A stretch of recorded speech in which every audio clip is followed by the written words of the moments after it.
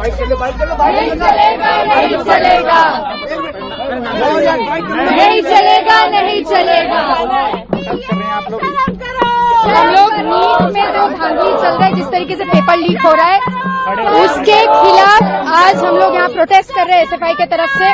और लगातार हम देख रहे हैं कि एनडीए जब से है किस तरीके से एक के बाद एक धांधली हर साल हो रहा है, लेकिन सरकार इस पे कुछ नहीं कर रहा है। एनडीए जैसे सिस्टम को खारिज करने की जरूरत है, इसी का डिमांड लेकर हम लोग यहाँ पे आए हैं। एक पेपर लीक ही तो हुआ है, कौन सा बड़ा पहाड़ टूट गया।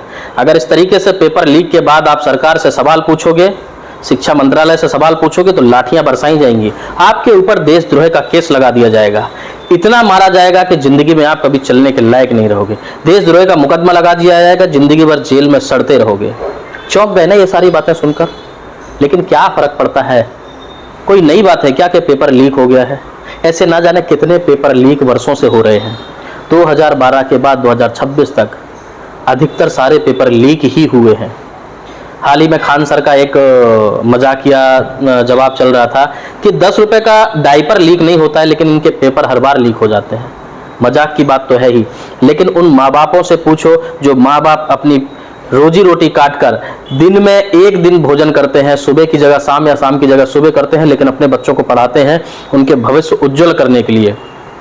गांव से शहर भेजते हैं, दिन रात मजदूरी कर कर उनको पढ़ने के लिए भेजते हैं कि मेरा बच्चा कोई अच्छी नौकरी करेगा, सरकारी नौकरी मिलेगी। लेकिन उसी सरकार की निकम्मी सरकार और उसके मंत्रालय के लोग इस तरीके से बार बार पेपर लीक करते हैं। उन पेपर लीक मामले में भी वही संलिप्त पाए जाते हैं जिनको रक्षा करने का दिया जाता है। यानी कि कहने का मतलब कि जिसे आपने सुरक्षा का जिम्मा सौंपा है वही देशद्रोही निकलता है। इस तरीके से लगातार युवाओं के शिक्षा के साथ खिलवाड़, उनकी जिम्मेदारियों के साथ खिलवाड़, उनके भविष्य के साथ खिलवाड़ किया जाता है। और हर बार सरकार एक ही दावा करती है, एसआईटी गठित होगी, सीबीआई जांच होगी, रिजल्ट निकल आएगा, उम्र बढ़ाई जाएगी। लेकिन क्या इन 14-15 सालों में ऐसा कभी कुछ हुआ है? जब युवा अपने हक के लिए सड़कों पर उतरते हैं तो उनके ऊपर फिर लाठियां चार्ज कराई जाती है, मारपीट की जाती है, उनके साथ लहूलुहान किया जाता है, जेल के अंदर ठूस दिया जाता है। अरे भाई, या क्या यहाँ पर हिटलर की सरकार चल रही है? ये भारत देश है और भारत में रहने वाला हर नागरिक का अधिकार है कि वो अपने हक की लड़ाई, अपने हक की मांग कर सके। और सरकार इस देश की गुलाम है, ना कि यहाँ की तानाशाह है। सरकार की जिम्मेदारी है कि युवा हो या फिर देश का कोई भी व्यक्ति हो जो अपने हक के लिए लड़ता है, उनके हक का काम जो है, उनके हक की जो भी चीजें हैं वो उनको मिलनी चाहिए। लेकिन जिस तरीके से सरकार काम कर रही है, ऐसा लगता है कि हिटलर देश में वापस आ गया है। अरे युवा अपने हक की चीज मांग रहे हैं, युवा पढ़ाई में अपनी पूरा समय वेस्ट कर दे रहा है। यानी कि यही कहा जाएगा कि आज के समय में युवा पढ़ाई करके वेस्ट कर रहा है। सड़कों पर रैलियां लेकर निकलना चाहिए, मारपीट करना चाहिए, लव जिहाद के मैटर उठाने चाहिए, हिंदू मुस्लिम करने चाहिए, बस यही एक काम बचा है क्या देश में? युवा जो डिग्रियां लेके घूम रहे हैं, उन डिग्रियों का करेंगे क्या? वापी के भरत मोड़ा पे जाने कितने ऐसे युवा हैं जो डिग्रियां लेकर घूमते, अच्छी इंग्लिश आती है उनको, लेकिन रोजगार मिलता ही नहीं है। शर्म करो, आपके निकम्मी जो संतान हैं, किसी को स्वास्थ्य की जरूरत है, किसी को शिक्षा की जरूरत है, उनको कई बड़े बड़े जवाबदारियां सौंप दी गई हैं।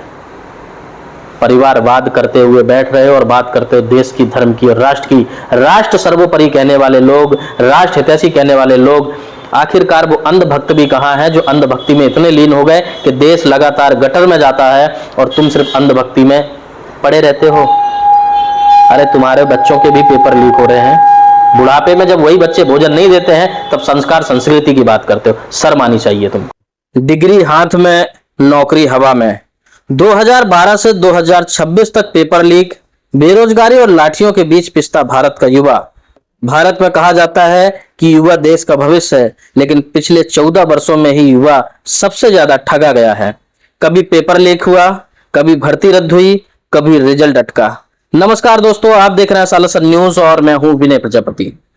लगातार 2014 के बाद से जिस तरीके से 85 से प्लस बताए गए हैं कि पेपर लीक हो चुके हैं, और जब युवा अपने हक की बात करने सड़क पर उतरता है तब उस पर लाठियां बरसाई जाती हैं।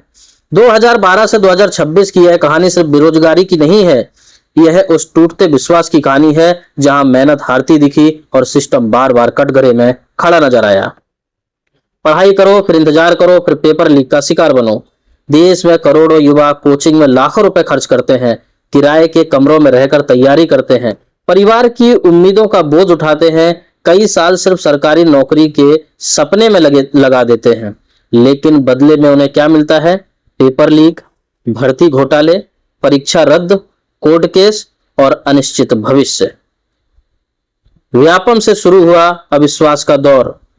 मध्य प्रदेश के व्यापम घोटाले ने अपनी पहली बार देश को दिखाया कि भर्ती प्रणाली कितनी गहराई तक भ्रष्ट हो सकती है। फर्जी उम्मीदवार, सॉल्वर गैंग, पैसे लेकर चयन और संदिग्ध मौतों ने युवाओं का भरोसा हिला दिया। उसके बाद लगभग हर बड़े एग्जाम में किसी ना किसी रूप में विवाद सामने आने लगे। बड़े पेपर लीक जिन्होंने युवाओं को तोड़ा। AIPMT 2015 paper leak, SSC CGL 2017 protest, CBSE paper leak 2018, REET 2021 paper leak, UPTET 2021 paper leak, NEET 2024 controversy. हर बार एक ही कहानी दोहराई गई, दोषियों पर सख्त कार्रवाई होगी, लेकिन युवाओं का सवाल आज भी वही है, अगर कार्रवाई इतनी सख्त है तो हर साल नया पेपर लीक क्यों होता है? अब बात उन लाठियों की जो रोजगार मांगने पर चलती हैं। SSC आंदोलन, Delhi 2018, SSC CGL 2017 protest. SSC परीक्षा में धांधली के आरोपों के बाद हजारों छात्र दिल्ली में प्रदर्शन करने पहुंचे। छात्र CBI जांच की मांग कर रहे थे। कई जगह पुलिस ने प्रदर्शनकारियों को हटाया, हिरासत में लिया और बल प्रयोग के आरोप लगे। युवाओं ने कहा, हम नौकरी मांग रहे हैं, भीख नहीं, सिर्फ निष्पक्ष परीक्षा की मांग कर रहे हैं।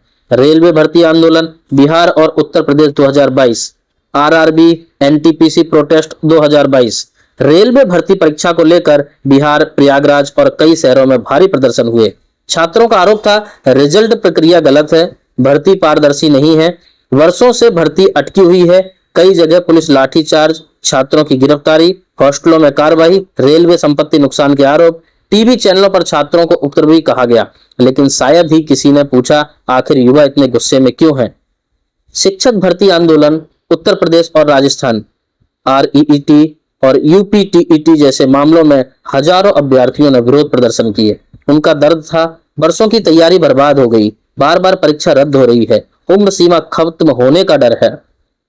कई प्रदर्शनों में पुलिस बल तैनात किया गया और छात्रों को हटाया गया। बिहार BPSC आंदोलन 2024-2025, BPSC प्रोटेस्ट। बिहार में परीक्षा प्रक्रिया और कथित अनियमितताओं को लेकर अभ्यर्थियों ने आंदोलन किया। सोशल मीडिया पर वीडियो वायरल हुए जिनमें छात्र पुलिस कार्रवाई का आरोप लगाते दिखे। अग्निपथ योजना विरोध 2022, इंडियन मिलिट्री रिक्रूटमेंट प्रोटेस्ट। हालांकि यह सीधे पेपर लीक से जुड़ा मामला नहीं था, लेकिन रोजगार और भविष्य को लेकर युवाओं का गुस्सा यहां खुलकर सामने आया। देश के कई राज्यों में युवाओं ने विरोध किया, कई जगह हिंसा हुई और पुलिस कार्रवाई भी हुई। युवाओं को डर था, स्थायी रोजगार खत्म हो रहे हैं, भविष्य असुरक्षित हो रहा है। असली दर्द क्या है? पेपर लीक सिर्फ खबर नहीं, यह एक पूरी पीढ़ी की मानसिक स्थिति बदल रहा है। आज लाखों युवा अवसाद में हैं, आत्मविश्वास खो रहे हैं, परिवार और समाज के दबाव में टूट रहे हैं, खुद को असफल मानने लगे हैं, जबकि कई मामलों में उनकी असफलता की वजह मेहनत की कमी नहीं बल्कि सिस्टम की कमजोरी है। सरकारें क्या करती हैं? हर घोटाले के बाद जांच समिति, SIT, CBI जांच, बड़े बयान, सख्त कानून का दावा, लेकिन जमीन पर युवाओं को अक्सर यही दिखा, भर्ती वर्षों से अटकी, खाली पद नहीं भरे गए, परीक्षा दोबारा, उम्र बढ़ाने की मांग और अंत में राजनीतिक बयानबाजी। यही कारण है कि युवाओं में गुस्सा सिर्फ पेपर लीक पर नहीं, पूरे सिस्टम पर बढ़ता गया। सोशल मीडिया पर क्यों फूट रहा गुस्सा? आज का युवा डरता नहीं, रिकॉर्ड करता है। हर लाठीचार्ज का वीडियो वायरल होता है, हर पेपर लीक का स्क्रीनशॉट फैलता है, हर भर्ती घोटाले का लाखों पोस्ट होती हैं और यही वजह है कि अब यह मुद्दा सिर्फ एग्जाम का नहीं रहा, यह देश के भविष्य और भरोसे का मुद्दा बन चुका है। सबसे बड़ा सवाल, अगर मेहनत करने वाला बेरोजगार रहे, पेपर बेचने वाला अमीर बन जाए, भर्ती सालों तक अटकी रहे और सवाल पूछने वाला छात्र सड़क पर पीटा जाए, तो फिर युवा लोकतंत्र पर भरोसा कैसे करे? 2012 से 2026 तक भारत का युवा सिर्फ नौकरी नहीं खोज रहा था, वह न्याय खोज रहा था, सम्मान खोज रहा था और एक ऐसे सिस्टम की तलाश कर रहा था जो उसकी मेहनत को मजाक ना बनाए। देश में हर साल युवा किस तरीके से रोजगार को ढूंढते हुए अलग अलग राज्यों में जाते हैं, अपने राज्यों से भीड़ भाड़ में कुचले जाते हैं, मारे जाते हैं, लेकिन उनकी बात और उनकी आवाज को सुनने वाला कोई नहीं। दबाने के लिए सरकार हमेशा अपनी निकम्मी नाकामयाबी को दबाती है और लाठी चार्ज कर उन युवाओं के भविष्य को चोटिल कर देती है।